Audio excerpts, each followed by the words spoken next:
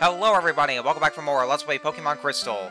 In the last episode, we defeated Lieutenant Surge and got the Thunder Badge, and we also made it all the way over back to Lavender Town through the Rock Tunnel, because that's probably a lot of the shit that we did after the gym leader, and then just, a lot of stuff, because, I just didn't make it in one video because it would have been short.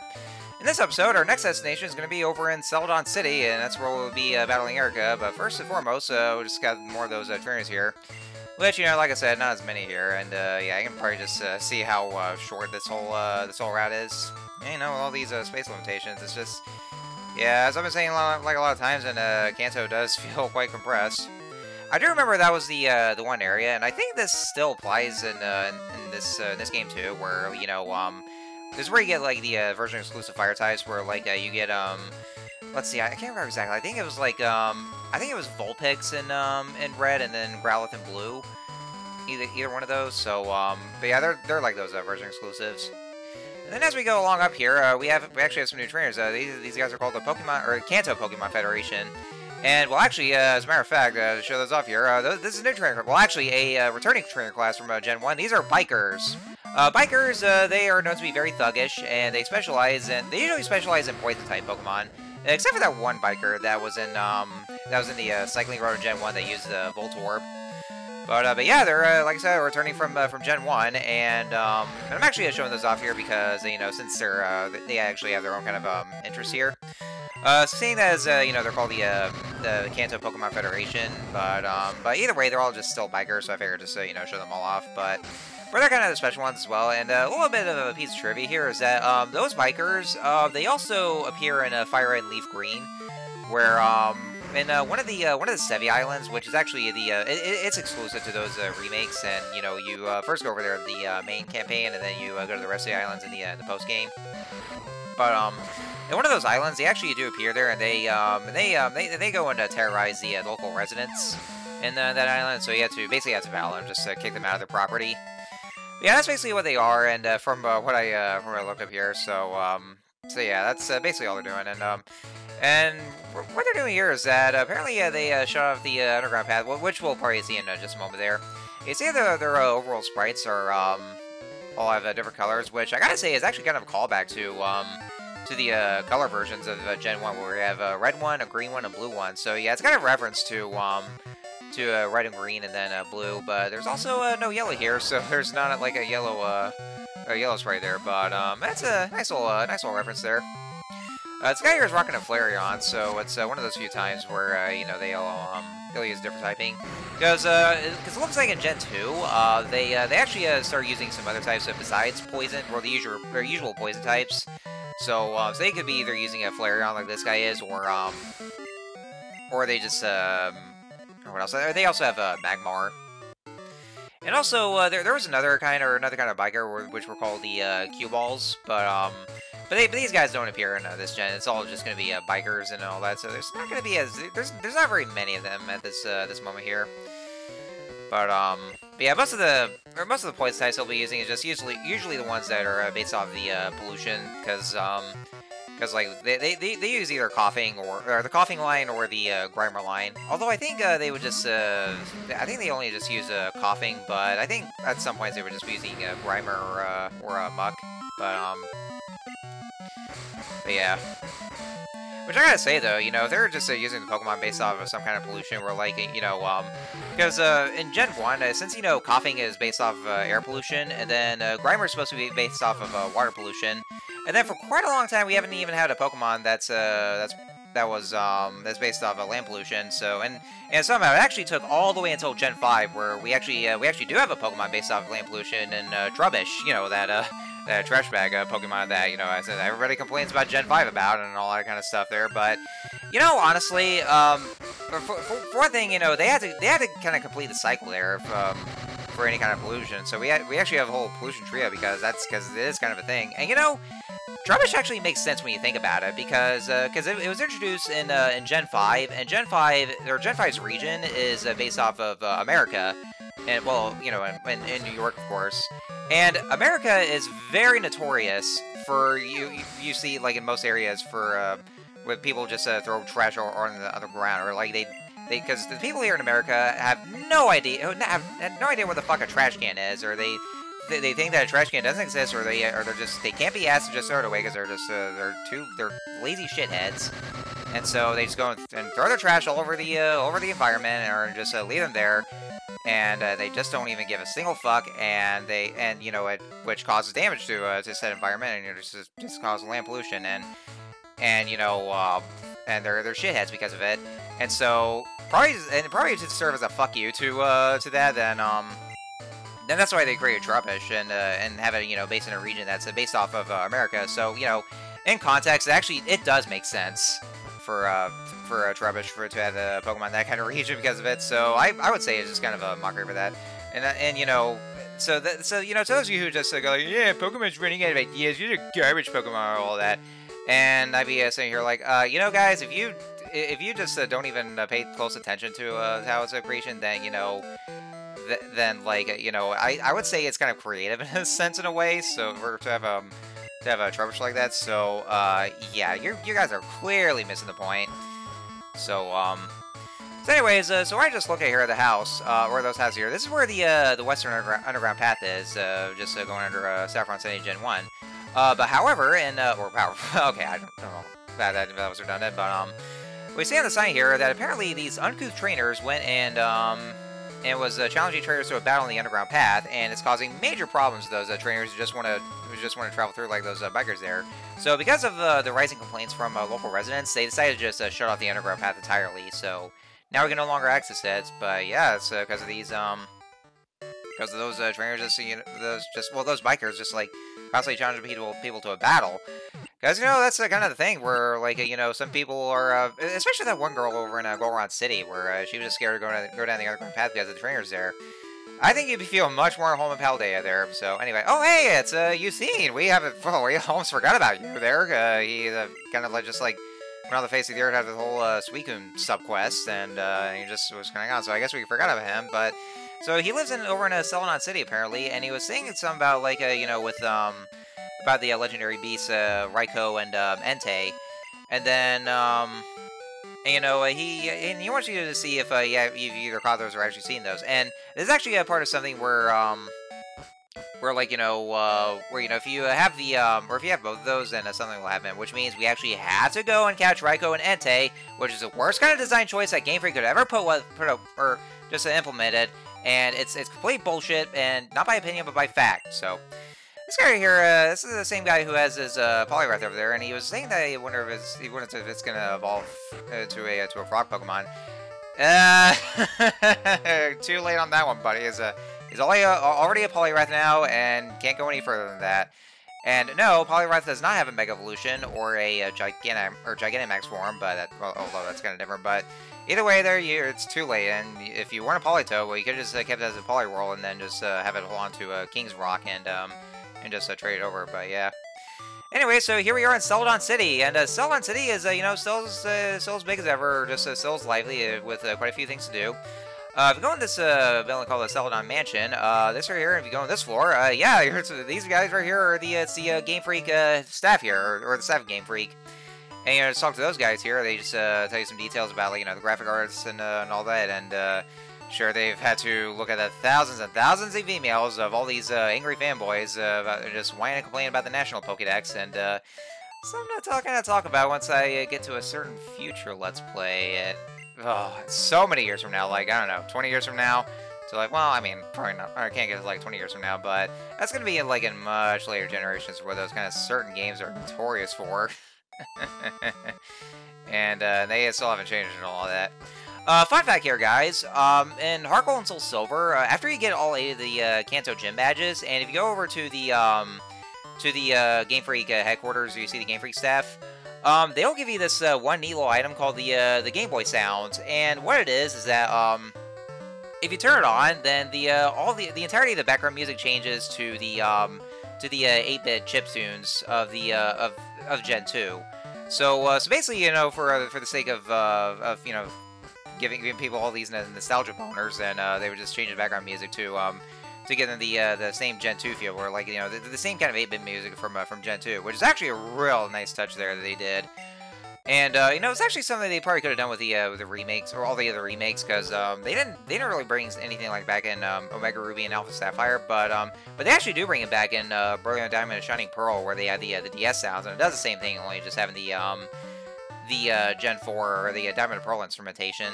So it's actually really nice that they do here, and a nice little nostalgia train right here. And if you go to the rooftop, there's actually you go into that one little house on the skyscraper, and it's actually where you got that Eevee. There's this one guy here who tells you that he has kind of a scary story to tell you, but he's only going to tell you that at nighttime because he thinks it's even scarier once it's all dark. But the thing about it is, though, it's all he does, he actually gives you the TM for Curse, which, you know, unless you have a Ghost type, actually it's only better for Ghost types, but otherwise it's kind of sucks in a way, just for raising stats. But since I'm probably not going to be showing off, I'll just tell you anyway. What it is, it's actually just some tale about this one guy having a bike, and somehow the bike just pedaled backwards, or just moved backwards all by itself on cycling road, which he thinks it's scary, but not really. It's actually something that always happens even in game, because the cycling road over in the west of Celadon City is actually downhill. So it's always going to automatically just pedal backwards because of its hill structure. So it's not scary like he makes it out to be. So anyways, so what Celadon City has in store for us is that it actually still has the game corner. So yeah, remember the casino or the game corner that we actually still get into as 11-year-olds? Well, it's still around. It's still there. However, unlike last time, it's no longer run by Team Rocket, because Team Rocket's gone. They are out of the picture now, because we've already kicked their asses twice.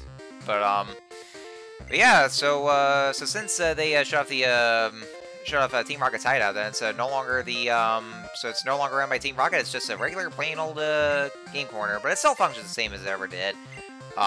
With you know, slot machines. So and you know, it's still the same, or the same kind of the same way it is in Goldenrod City, where it has the own game corner, where it has these slot machines and also the card flip that they can use as well. So you can actually use that to get those to get the coins, or just grind for coins. And actually, just to see those posters up there. But yeah, that was the gym cap for Celadon City for Peace here for some reason. Hey, underneath this poster, there's nothing. Oh, yeah, gee, thanks for the suspense there. Yeah, it was yeah, this is actually how you originally got into a Team Rocket's hideout, just by finding a switch under the poster. But since there's no switch in the poster and Team Rocket's gone, and so the hideout is it's completely out of commission. So yeah, it's just a regular plain old game corner and all that. But anyways, so yeah, it's actually, yeah, like before, you just get those coins from the slot machines, but it's completely luck-based. And yeah, I'm actually showing off now because I have coins right now, so it's going to show up here. I wasn't able to show off the card flip because I wasn't able to find it, though, but yeah, that's how you actually just grind for coins if you or just spin on those. But it's very luck-based, and you know, slot machines, it's real hard to do, so I mean, I wouldn't really recommend it there, because you know, it's always luck-based and harder to do. You can actually purchase the coins from the counters or the countertops there. And yes, as I mentioned, in the Heart Gold and Soul Silver, it's only in the international versions, or the American versions of Heart Gold and Soul Silver, it's completely replaced by Voltor Flip, and fuck Voltor Flip, ugh, because like, you know, because like you get those instances where you try to flip a card, and then it tells you this is what you're expecting, and then it just only goes for a Voltor. It's a complete jump scare and all that, and it gives me my World War II flashbacks. Ugh, yeah, like I said, fuck Voltor Flip. Ugh.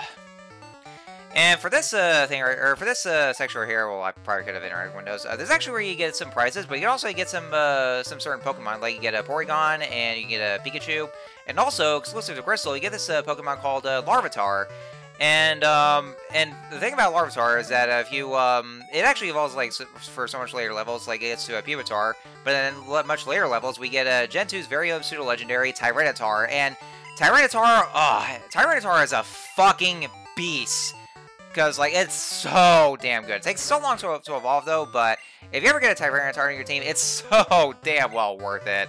Because, you know, Tyranitar is, without doubt, one of the best Pokemon to ever use, and, you know, without doubt, one of my favorite Pokemon ever. And it's a Rock and Dark type, and, you know, all I can say about Tyranitar, it's, you know, like I said, it's a fucking beast of a Pokemon, and it's very well worth it for my team. I actually, I do have one in Ultra Sun, and it just very well...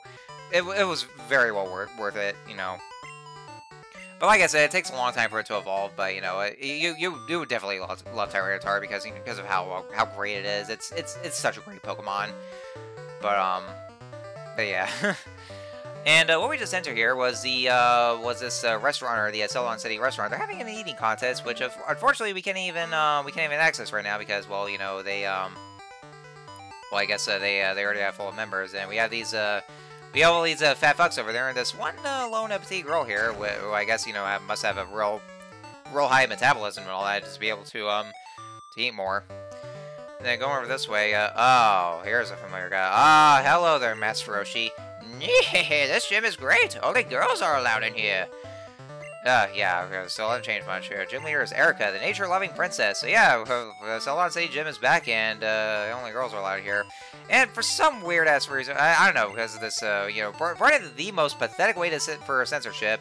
Heart Gold and Soul Silver, and also by extension the Let's Go games. This guy instead says it's full of strong trainers, and you know, probably the most pathetic way to actually censor things and all that stuff here about, like, you know, and just the gym being full of women. But yeah, like but it's no joke here. This gym here is a sexist gym because it's exclusively for all women here, all girls, and they also say it's basically a girls only gym. But then again, though, you can actually still enter here as a boy, and then you know, you can just battle the gym leader no problem. So, but either way, it's still a sexist gym and all that. And well, you know, if they're trying to boot boys out, then it shouldn't even be in gym in the first place. So they could have had their license revoked, and you know, the boy trainers would never be able to make it to the league, and it's just unlucky for that. And this last year I'm showing off here because she actually has the entirety of the Hop-Up line, so I can actually just show it out there because we haven't countered yet. Yeah, just like before, the Celadon Gym specializes in Grass-type Pokemon, but you should have an easy time here because, you know, Grass-types have quite a lot of weaknesses here, in which, you know, they're weakened by Fire types, Bug types, Flying types, and Ice types. Although Bug types probably wouldn't have it so much there because a lot of the Pokemon in Gen 1 are part Poison types, except for Tangela, which is the only Gen 1 Pokemon that's pure Grass. But anyways, here we have Jumpluff. Jumpluff is the final evolved form of Hop-Up. Can't exactly remember much of it though. Aside from well, actually, for one thing, it's actually quite weak to Ice types though, because you know it's since it's part Flying type. But yeah, that was actually our first counter with Jumpluff. Evolves from Skiploom at a much later level, but it actually it knows some moves for its cotton-based moves like Cotton Spore, which I believe lowers the opponent's speed is what it does. But yeah, that's you know, one well-known thing for Jumpluff. So anyways, yeah, that's basically it for that's basically all there is to say about the Celadon City Gym. So just a few more trainers there, and then we'll just get over to Erika. Where is it? Little Flowers are looking at you. I don't know. All right, so let's go ahead and talk to her here, and yeah, we'll just talk to this the pothead Erika. What some people would say like you know, even because I remember, you know, some call me Johnny actually just say she's a pothead, and you know, actually gonna make sense for that when you think about it. So. Anyway, so here we have Erika, and you know, Erika has some different Pokemon in her arsenal, and well, she still has her Tangela, and she still has a Victory Bell, and but also she replaces Vileplume with Velocin, which we'll see here. But to go over her team here, Tangela has moves Vine Whip, Bite, Giga Drain, and Sleep Powder. And I really, I think we did see Giga Drain beforehand. Well, actually, I don't think we have talked much of it, but Giga Drain is a more powerful Mega Drain, so you know, it's basically the most powerful of all the HP sapping moves, and real good at that as well. But it has very low power points as well, where it has 5 power points until later gens where they actually gave it 10 power points. But and yeah, that's when and yeah, all the other Pokemon here will just try to use well, actually, I think Tangela is the only Pokemon that has Sleep Powder and the other kind of stat affecting or stats affecting moves. So that's just one thing about it here. But yeah, if you as long as you have the right stuff, then you should be just fine. But yeah, somehow actually still has a Vine Whip. Well, actually it makes sense though, because you know, since Tangela is made of all the vines here. But Yeah, they actually kind of do change Erika's scene quite a bit here, because I remember, like, you know, in Gen 1, where it had, where you know, she had a Tinkala, she had a Victory Bell, well, she has a Victory Bell now, and then she originally had a Vileplume. Yellow, because of the reference to the anime, they gave her a Weeping Bell and Gloom. And then here in Gen 2, they actually just changed her around to, like, just having a Blossom. So yeah, they changed her, like, quite a bit. Victory Bell here has moves Sunny Day, Synthesis, Acid, and Razor Leaf. Which, of course, you know, Sunny Day is kind of pointless for Victory Bell itself, because, you know, since it does Power Fire type moves. And then here we have Blossom, and like I said, Blossom is actually what replaces her Vileplume, and it's essentially her ace Pokemon, even though it has shared the same levels as Victory Bell, both being at level 46. But yeah, Vileplume was also her ace Pokemon, but she changed it with Blossom to being her ace here. Blossom has moves Sunny Day, Synthesis, Petal Dance, and Solar Beam. Petal Dance, I think I might have talked about that one, but it'll actually just use the moves on its own like a few times, but then it gets confused afterwards. And then, last but not least, her Jump Bluff has moves Mega Drain, Leech Seed, Cotton Spore, and Giga Drain. But you know, after having Ice Punch, then, you know, that's still another cakewalk. And with that, Erika has been defeated, and we have the Rainbow Badge. And then, I think afterwards, she gives you the TM, okay, yeah, she does. She's actually one of the couple only, or actually, one of the very few Kanto gym leaders that gives you the TMs, because if you ever notice that all the other Kanto gym leaders, they don't really give you TMs at all. But this is actually, but she's actually one of the very few Kanto gym leaders that gives you a TM, and she gives you a Giga Drain, which I was wanting to teach it to Audrey, but I think I was wanting to keep Growth though. But then again, though, I rarely use it much, so I probably could have just taught her Giga Drain right away. But then with that, after having the Rainbow Badge, that means we have 4 Kanto badges down, and then just 4 more to go. So we're actually we're just about halfway there through Kanto, and actually, as a matter of fact, we're basically almost done with it though, because, you know, since Kanto is very much compressed in Gen 2, then it's actually it doesn't really take long at all for Kanto to actually get done and over with. But and I forgot to cut this part of the Pokemon Center here, because I don't know, I just completely forgot to do that, but yeah, like I said, it's actually not as long there, so yeah, I think because I think afterwards, then we should be able to just you know, just make some final preparations for the final part of it. And then yeah, Celadon City still has the department store. We'll just go around and just see what they have here. And yeah, it has the directory. It's actually very much the same as the yeah, the same chain as one in Celadon City, and so they're both running at the same time. So, so yeah, the department store here has so much more of a selection of the items that you know, it's so much more it's superior to to all the other items. So it has has a revise we can finally buy here, and and also Max Repel. So let's go ahead and buy some Max Repels that have at our disposal. And then also some Max Potions, and yeah. See what the other guy has here. Oh yeah, just like with the Celadon City department store, they have, like, you know, so much other cool items. Like, it has the TMs, they have the stat enhancing, the stat boosters is what they have here for raising the Pokemon's EVs and all that stuff. And yeah, that's basically all there is to it. But and I think I'm gonna go ahead and just sell my Hyper Potions and just get the Max Potions, because at this point I was wanting to I was wanting to just have some better HP restoring items. And I had to get rid of the Cleanse Tag here because you know, we already have repels anyway, and the Cleanse Tag is supposedly it wards off the wild Pokemon, but I've used one before, but it still didn't really work. I think it's because either my Pokemon wasn't strong enough, or wasn't just fast enough. But either way, it's kind of a pointless item. We don't really need it. We already have repels anyway, so yeah. Anyway, so you know, what else there is to talk about? Because what I'm doing for the rest of this video is just going to buy some items in the department store. I gotta say though, it is very, very windy outside, because, you know, we have some strong winds going around here where I live right now, and It's basically just knocking some things around. It's almost like, you know, it kind of feels like the same kind of winds as a hurricane, even though we're not really having a hurricane right now because the hurricane season's supposed to be over. As a matter of fact, at least this year we never really got hit with any kind of hurricanes, and because we're kind of lucky with this one because last year was so much hurricanes going on, and like they were just relentless. And also those guys up there, they were holding the Game Boy Colors up there. Was saying that he was going to want to get a Porygon, and apparently this guy forgot to remove the upgrade from that Porygon, and that caused it to evolve. Since we don't really get to encounter it, the Porygon that he got was evolves to a Porygon 2, which you know, not much to say about it. I mean, I think it does get some higher stats, but overall though, then I mean that's basically all there was about Porygon 2.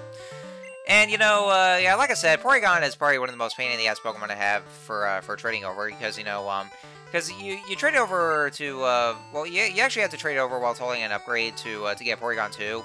I think you can probably just trade it back to get it again. But then in Gen 4, where it has Porygon Z, then you have to have it hold on to the dubious sticks and then trade over again. So, it's kind of it's a pain in the ass or because of it. And like I said, there's no games to play. That actually sucks. Yeah, in Gen 1, there actually used to be a game room, which of course you never got to play though because I guess the player didn't even want to. But yeah, there was a game room there, and I guess they got rid of those because I guess they I don't know, probably because they got too addicting, or they I don't know, maybe they got hooked. But that's what the casino is for. So anyway, that was all there was for Celadon City. It's a real big city that there is, and you know, kind of lots to do here. So anyway, so I'm gonna go ahead and call it an episode here. Next time on Let's Play Pokemon Crystal, we are going to head over to West once more and go through Cycling Road and head over to Fuchsia City, which is where our next gym is going to be. So I will see you guys next time.